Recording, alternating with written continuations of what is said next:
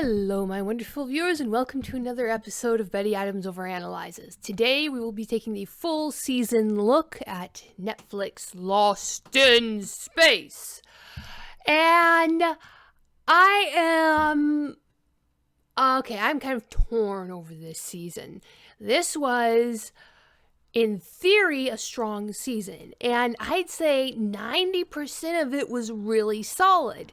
And at first, I'm just going to address that 90%. It was well written. It was clearly planned out from season 1 to season 3. Season 3 was clearly following up on all of the threads from season 1 and season 2.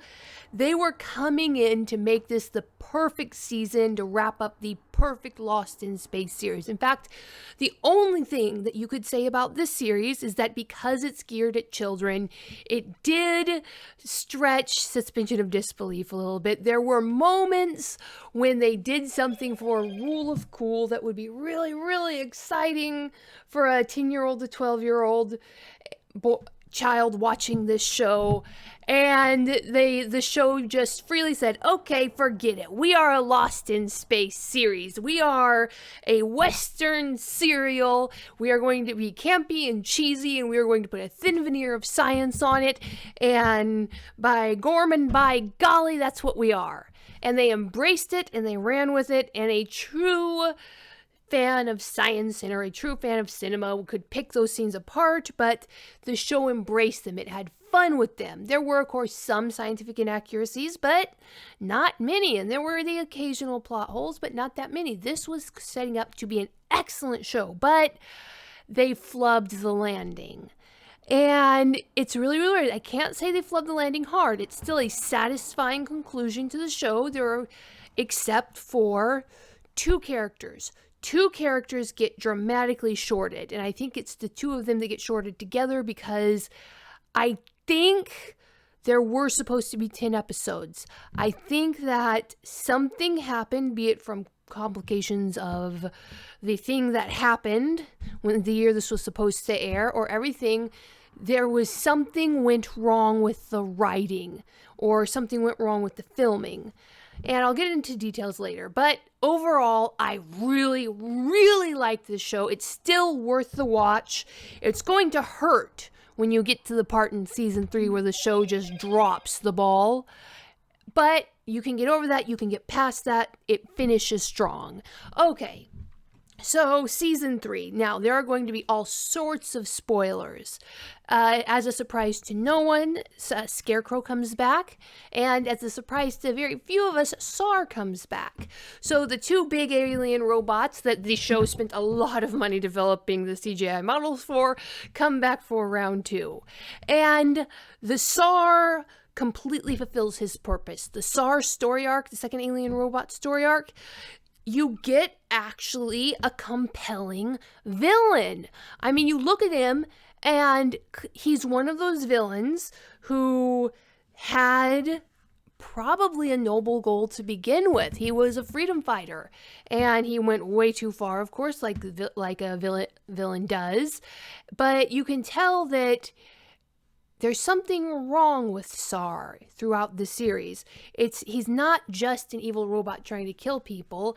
He's mad, and he's trying to do his best to take care of his people, but the complications of being a masterless robot, of having that decaying programming that hasn't been corrected or repaired for so long, is literally driving him mad.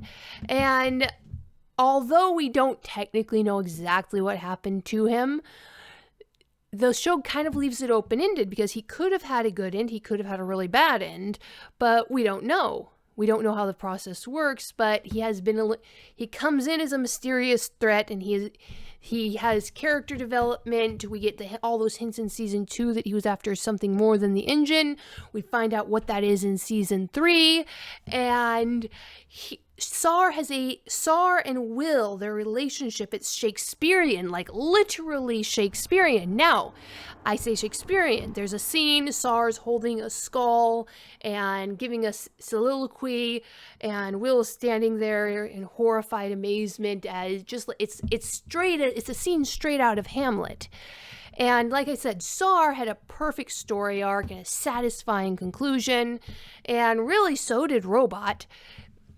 And Robot's story arc, his story arc was overcoming those challenges that prevented him from staying by Will. And he does that. I'm not going to go into all of those. There's just too many details. And it was very well done. The Robot story arc did not stumble. The Sar story arc did not stumble. But the Scarecrow story arc fumbled hard. And it was extremely unsatisfying, and you get the feeling that it was cut short, because we get essentially an off-screen death for Scarecrow, because the robots can be literally disassembled and reassembled. We don't know that he's unrevivable. As far as we know, he could easily be revived off-screen after the series, but the show doesn't mention it, which is extremely unsatisfying. They should have said one way or the other. There was a perfect space to say one way or another he's not coming back. And I think I know why. Because the humans had pretty satisfying story arcs, and most of the humans had really satisfying conclusions. But there were 3 exceptions. 2 cases where the writing got kind of weird in the final season. That was for John and Maureen. And it was like there were 2 sets of writers, or possibly more, the behavioral traits that John and Maureen displayed were either signs that one or both of them was having a mental breakdown, or that the writers were writing them differently, or possibly during some rewriting process, a writer got a hold of season 3 who did not agree with the ethos of season 1 and season 2. Season 1 and season 2 were very respectful. John and Maureen, they may have had their faults, but especially John was essentially at heart a hero. There were lines they would not cross. There were things they would not do. And they cross those lines and do those things, or try to, or start to, in season 3, and are only prevented by circumstance. And their characters come off as darker, more ruthless because of this. And this would not be so glaring with Maureen. We know that Maureen is the quintessential mama bear. She would do anything to protect her children. So it's not so shocking when she does it, but it's alternating with these moments of sentiment from her. And I can see how it kind of might be character development, her displaying more compassion, trying to accept the good influence that her children have brought into her life, especially Will, but it's handled rather abruptly and rather poorly, and at the same time as John is showing these darker tendencies, and especially in his relationship with Robot. John had the most solid, loving relationship with Robot by the end of season 2 of any member of the Robinson family, not excluding Will. I mean, John was really the only one who seemed to understand Robot, and that seems to break or fall back in what would, if this happened in a real person, might be some sort of almost psychotic break, but the show just treats it as something that happens in the natural course of things.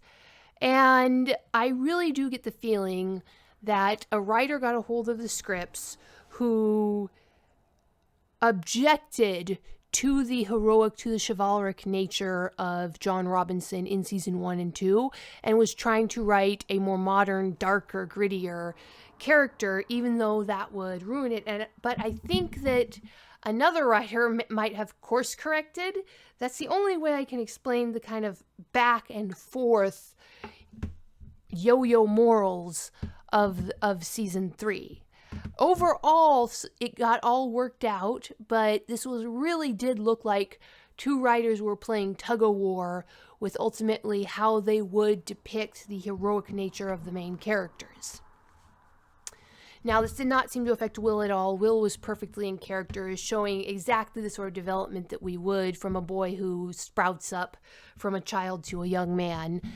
So it doesn't seem to affect him. Judy probably has the least character growth of anybody, but that's just because Judy starts as basically a female James Bond, highly competent, might be able to handle some moral growth in the series. Needs a little humbling, needs to step out of her parents' shadows kind of thing. But when you start the series as the youngest doctor in the fleet, there's not too much to go. But she does get some good character development. Penny, though. Penny was the third example of where the writing got weird. And I really, really think the show just shorted Penny, because this is where, that I said 90% of the season was great. There's this one scene that literally feels like they got to the end of the series. The show was wrapping up. They had the perfect ending. And they realized, oh, poot, we forgot to finish Penny's story arc. And we can't just ignore it because it's critical to the show. Penny was the literary one. Penny was the one who knew the old stories. Penny had Moby Dick. Penny didn't read trashy novels. When it came down to the hierarchy of needs, food, safety, survival, safety, community, self-actualization, most of Penny's skills were in but were on the borderline between self-actualization and community. She showed her worth in season 2 to herself by talking Dr. Smith into using her powers for good. Penny can reach out and convince people through the power of her stories, through the power of her words. And she was always harping on about the old classics. This was clearly leading to her final story arc, being that after Robot and John had secured the safety, after Maureen had secured the food, after Will had secured the community, Penny was going to come in and secure meaning, because that's the final level on Maslow's hierarchy of needs. So first we need to be able to survive, food, water. Then we need shelter. Then we need community. Then after we have all of that, after we have enough people around us to make sure that we're not going to starve to death or be eaten by tigers, then we start thinking about meaning. That's where music, that's where art comes in. And in the final arc of the story, when Will goes to try to convince the robots, I think that's not how it was originally intended to go down. I think Penny was supposed to go with him, because that is where Penny's superpowers would have come in. Once Robot was there to translate for her and to talk to the other robots, after she lived with Robot on that planet for a year, treating him as a person, then the robot was trying to figure out how to convince his people to accept freedom. And the way they chose in this story was a cheap way out. That was the other part of that 10% that felt wrong. It felt like there was a huge chunk missing. We are left to assume that with Robot's sacrifice, he downloaded his memories of everything that had happened, and that's what convinced his sacrifice and his downloading his memories and Will's memories into the ring are what ultimately convinced the robots to help. But we don't know that, because it's never stated. We have to assume it. So what I think happened is that originally Penny's arc, her final culmination, the point where she proves to herself and gives V his I told you so moment, that was going to be where she went with Will to the robots and used her storytelling powers and robots' translation to use the old stories, Plato's cave on Earth, for the old masters of Earth, to communicate with the robots. Shaka, when the walls fell. Like that old Star Trek episode, she would be able to use metaphor, use stories to communicate with the robots, because it's clearly something that Robot was able to do. So the rest of his people should have been able to do it too. But instead, they grabbed this blister of a scene of a field battle and dropped it down in the middle of an otherwise smooth running episode, and that whole scene where Penny proves herself was so awkward. The robots were moving way too slowly. Penny's and Judy's acting, the actresses, it looked patchy. It was not their best work. Moving the engine in the bag, they didn't sell it. So, and I genuinely think that scene was tacked on at the last minute. For some reason, I think they changed Penny's concluding scene. I don't know why. Probably it had something to do with the limitations of the filming situation. Maybe the CGI was easier to film than what they'd had planned before, but it makes no sense. Empathy, instant empathy, connecting with other people. That's Will's superpower. His heart is his superpower. That's what Penny said. And Judy's talent is pure intellect. Penny's talent is storytelling. She's the medium between the two. Just going up and patching a robot back together makes no sense, and it completely invalidates almost the entire first season of Robot's character development. If you go back and look what happened, Robot made a pragmatic choice to return the favor of the being that had saved his life. He didn't bother changing back to a human form till he saw how Will was freaking out, and specifically did it to comfort Will.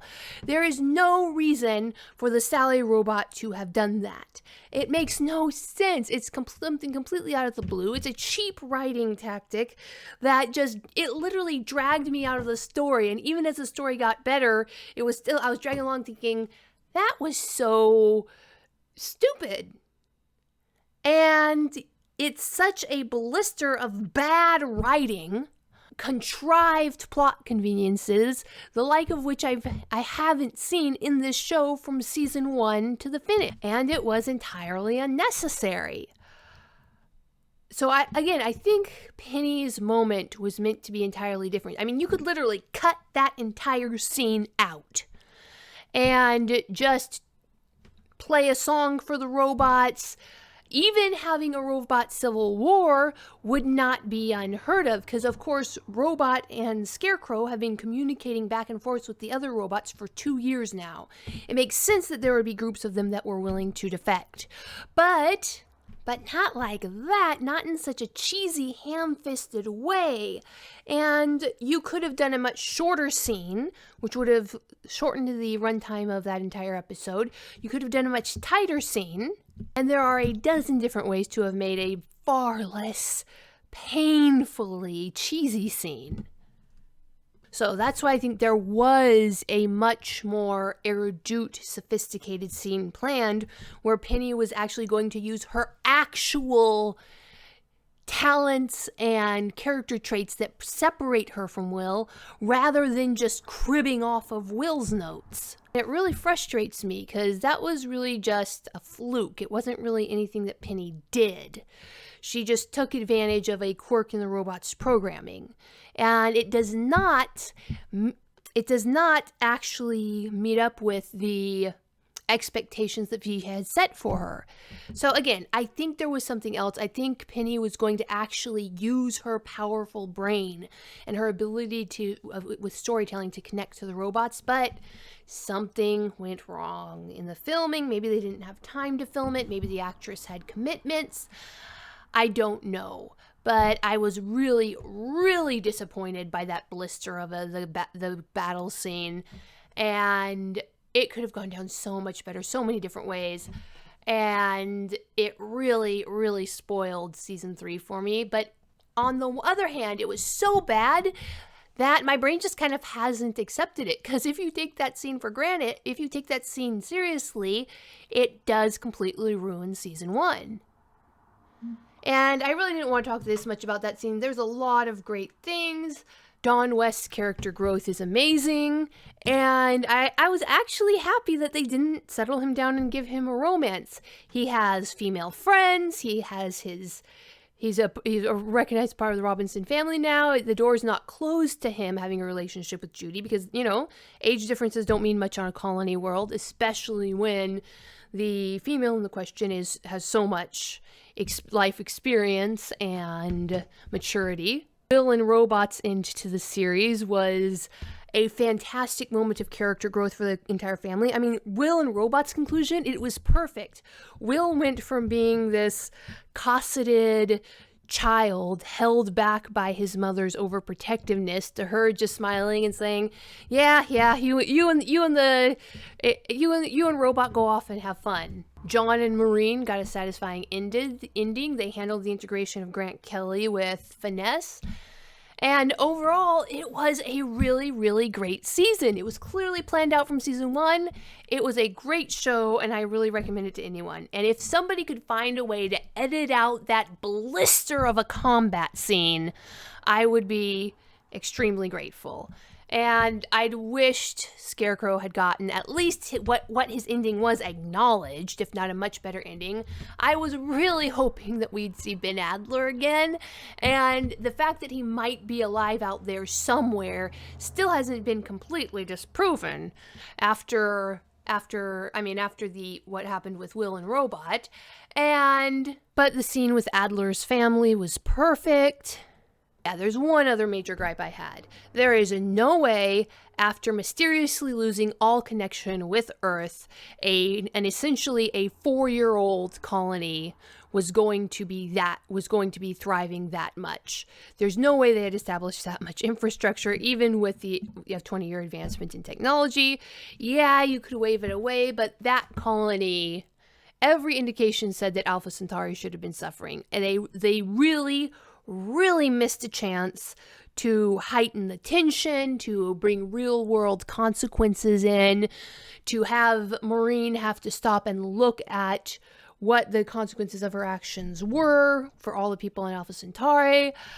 It was disappointing, but I can see how with all the challenges they had, they might not have had time to bring in all of the logical conclusions of a colony losing contact with their main source of resources and industry for a couple years. Now, there are still a few loose plot threads.